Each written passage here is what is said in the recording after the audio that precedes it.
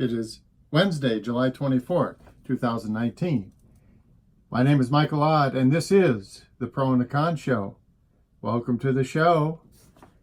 Hosted here from Hudson, Wisconsin, in my massive office here. It's a little, what is this place? Maybe 5 by 6 little office here in the loft area of my little home here in Hudson, Wisconsin. Anyway, the intent of the show, as always, is to try to encourage a dialogue, an understanding, an openness, open our hearts, open our minds to each other here, so at least we can have a dialogue. At least we can try to understand where each of us coming from, and try to look at the bias that's out there in the various streams of information. Notice I didn't say news, because the news is just the who, the what, the where, and the when.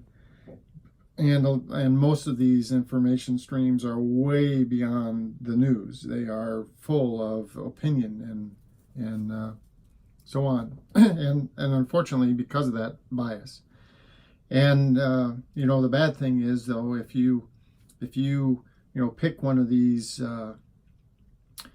information streams, and it's like the one that most closely aligns with kind of your feelings about some of the subjects, then unfortunately that stream has a tendency, because they want you to continue to come back.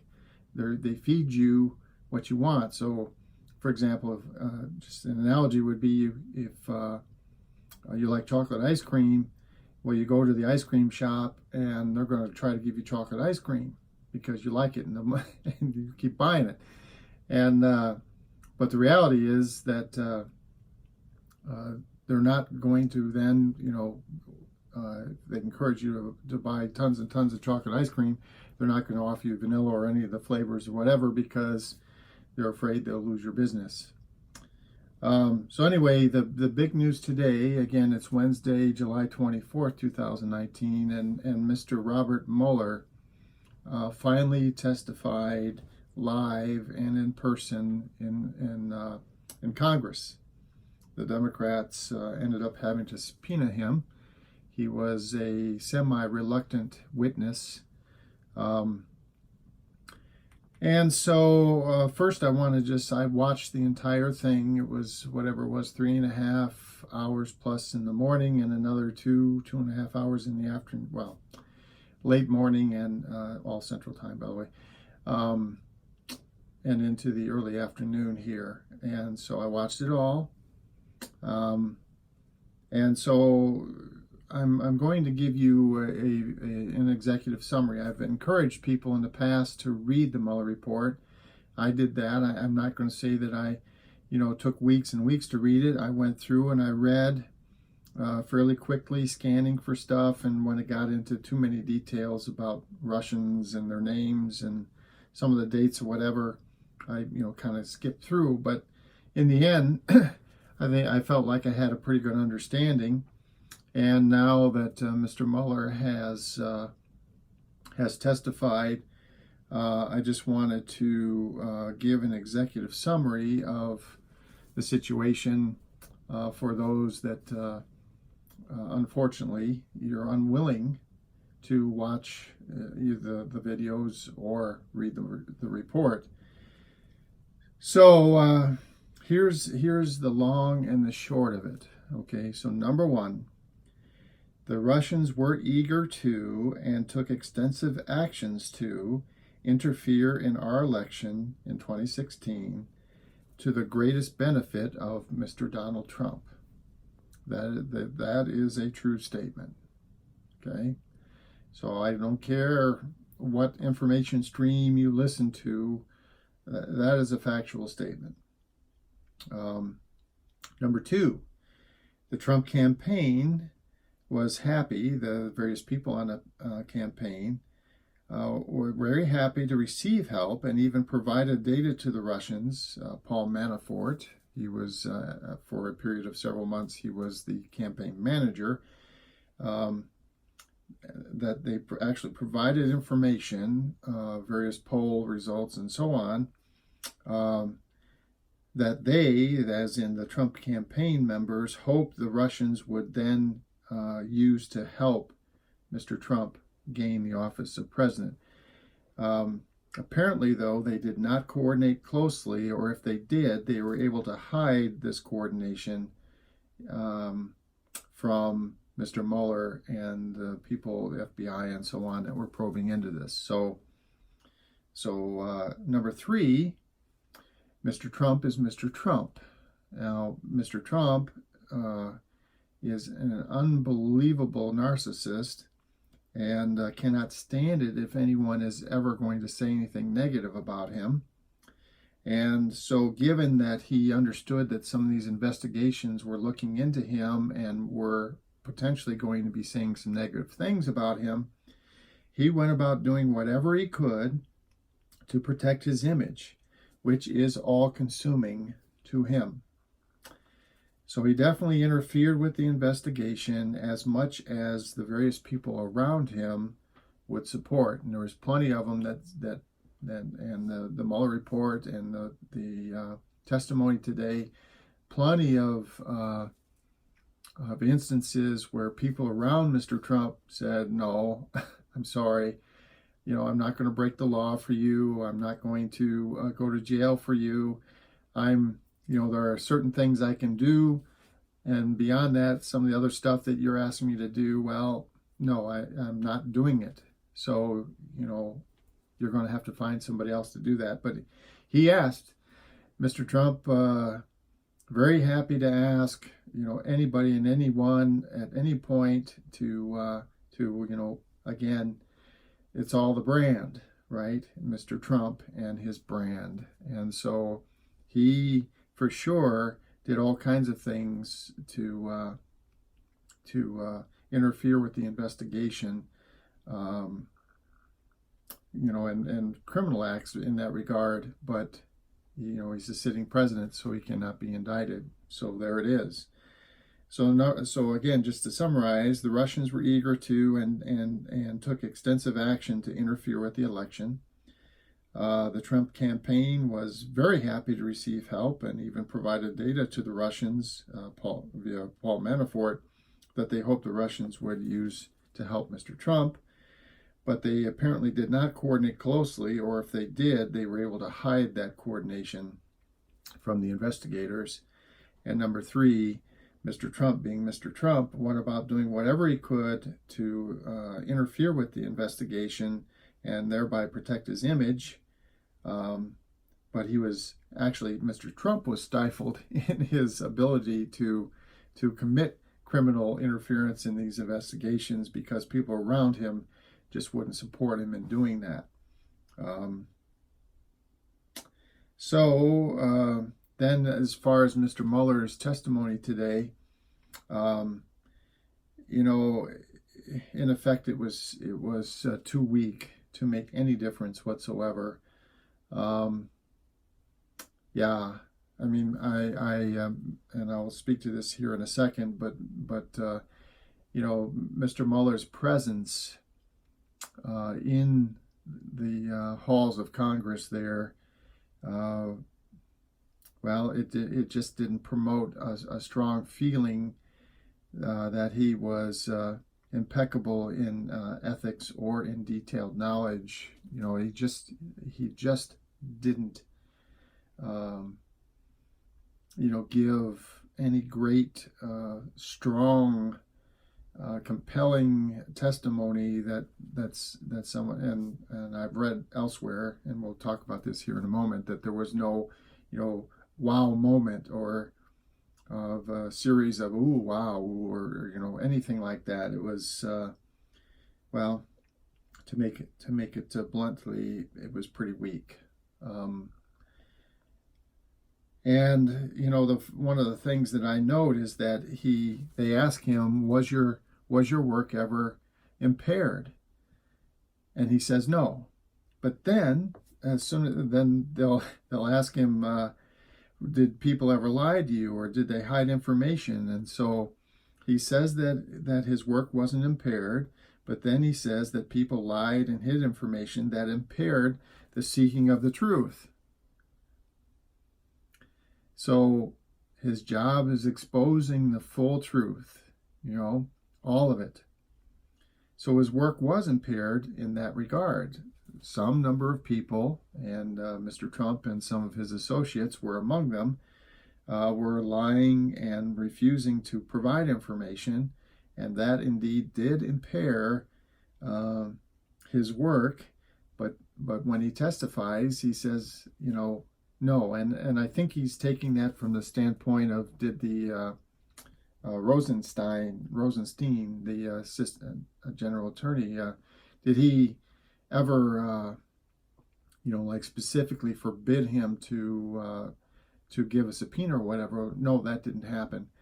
But as far as being impaired in finding the truth, there was lots of examples of people lying, and some people were indicted and convicted of that.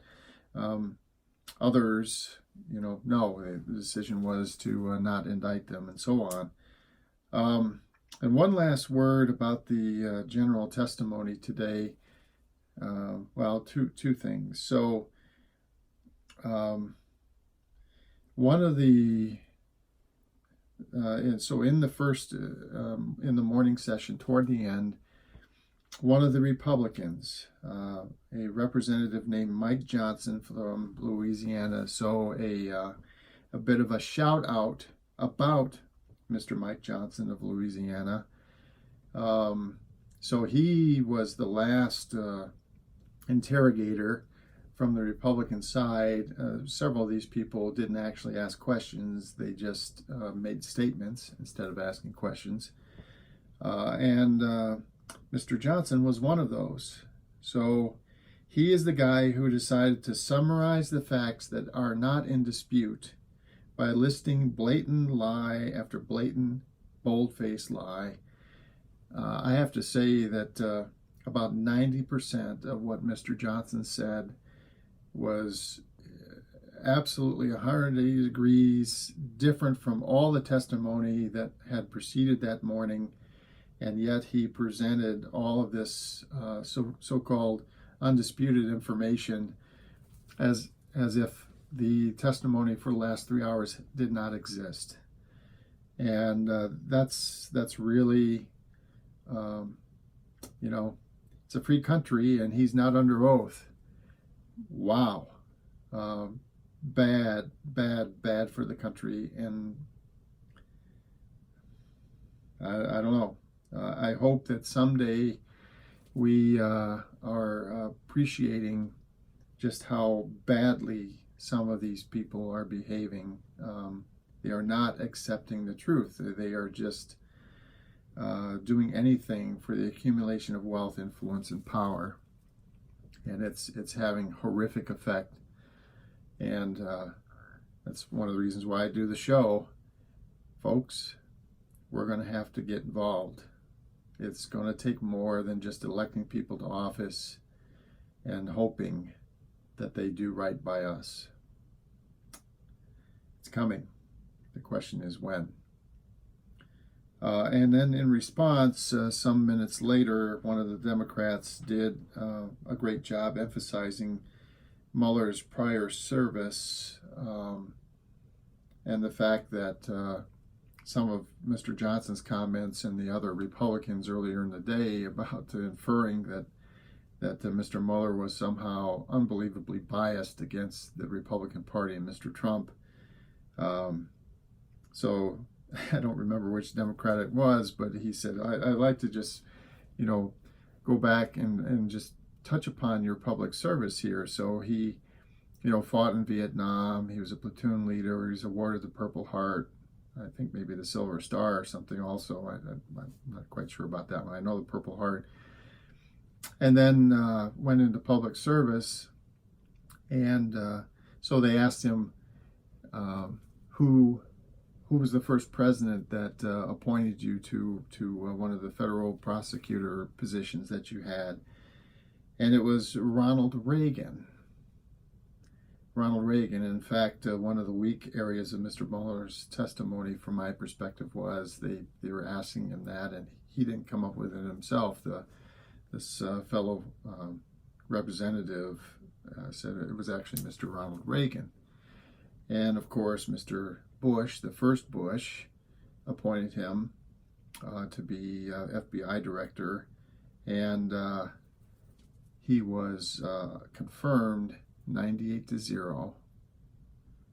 Okay, and he served 10 full years as FBI director, and it came time to have a new FBI director, and the second Bush asked Mr. Mueller to be the FBI director again, and he was unanimously confirmed for a second 10-year term by all of the Senate. Everyone.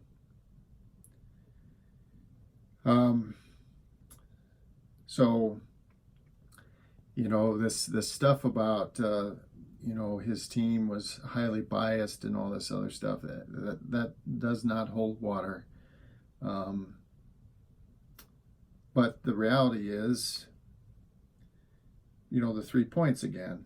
And then I'm going to look at the websites and we'll see. But again, the 3 points, the truth, the whole truth. The Russians were eager to and took extensive actions to interfere in our election and to the benefit of Mr. Donald Trump in 2016. The Trump campaign was happy to receive that help and even provided data to the Russians via Paul Manafort that they hoped the Russians would be able or could use to help Mr. Trump. But apparently they did not actually coordinate closely, or if they did, they were able to hide that coordination from investigators. And then number 3, Mr. Trump definitely interfered with he obstructed justice, he interfered with the investigation. He would have done even more, but the people around him refused to act as he requested in many instances. But that is Mr. Trump being Mr. Trump, as in, if anyone's going to say anything negative about me, I'm going to try to fix it. I'm going to try to bribe or cheat or steal or whatever, because I'm Mr. Trump and no one says anything negative about me. So that's the truth. Okay, so let's look at the websites then. So let's start with Breitbart. So what Breitbart is, their main headline is Disaster Day in D.C. for Democrats. Democrats trumped again, pun intended, of course. Impeachment hopes finally fade. They have a nice graphic here of Mr. Trump in one of his most photogenic moments, and Mr. Mueller in one of his least photogenic moments, of course, which is all part of the bias of Breitbart. Fox News says Trump comes out swinging. President says Mueller did horrible job at hearings, but of course he did because he had nothing to work with. So the reality is that there was plenty to work with, but handcuffed by the laws around a sitting president and what you can and cannot do. But of course, Fox News presenting this the way that it is, and you know, other small headlines here. ABC News correspondent says impeachment's over after. So they're little snippets here. It's all about you know, Trump winning the day. And I have to say, as I said earlier, yeah, Mr. Mueller, if the Democrats were really hoping that he was going to be a strong testimonial in the public forum, he definitely was not. He was, it was a pretty darn weak performance, not from the standpoint of presenting the facts, but from the standpoint of presenting that persona that would drive people to say, wait a second, you know, this guy, you know, he means something to me. I get what he's doing, and I'm behind him now, having seen him. You know, the kind of the John Wayne performance, if you will. It just didn't happen. So NPR, again, being normally mostly kind of central and unbiased, their top headline says, Mueller on Russian election interference. They're doing it as we sit here. Okay, so the key thing from their perspective is, and there's a ton of people that actually totally and completely agree with this, that the Russian interference has been going, is ongoing, and they're going to turn it up a notch for 2020, of course. So it says, the sub headline here: former special counsel Robert Mueller didn't want to appear in Wednesday's hearings, but lawmakers insisted that he tell a story to the public in the House Judiciary and Intelligence Committees. Okay. CNN, they have a headline. They have some key moments in the Mueller hearings. I'm not going to go on to there, but it says combative Trump condemns Mueller hoax. Okay. And the one thing that's absolutely true is this interference, or this Russian influence. Yeah, that's real. That's not a hoax. Okay, it's real. And and we went through, and actually many of the Republicans talked about it in both hearings, that the actual Russian interference stuff is absolutely real.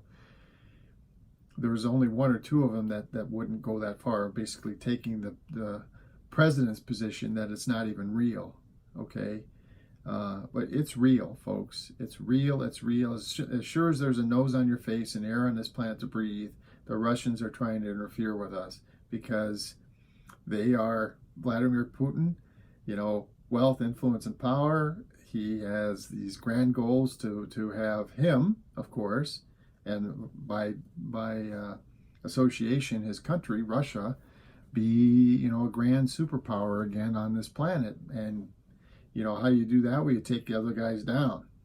That's what he's doing, and they're being pretty damn good about it. And unfortunately, our commander-in-chief is completely, totally on board. So there it is. And then Huffington Post, again, most left-leaning, their headline looks like this: GOP's Mueller mantra, Trump above the law. And some of these guys were they were definitely politicizing the thing from the Republican standpoint, and again, supportive of a president who is marginal as far as his ethics and so on. But actually, those three people pictured were not the bad boys, as far as I'm concerned. The guy who really stood out as being ridiculous in his presentation, his 5 minutes in the show, in the hearing, was Mike Johnson, a Republican from Louisiana. Bad. Okay, so anyway, we're out of time. This is Michael James Ott. Probably the whole Mueller thing and impeachment will fall by the wayside, and I'll have other topics to talk about going forward. Until then, until tomorrow, have a great day. Bye for now.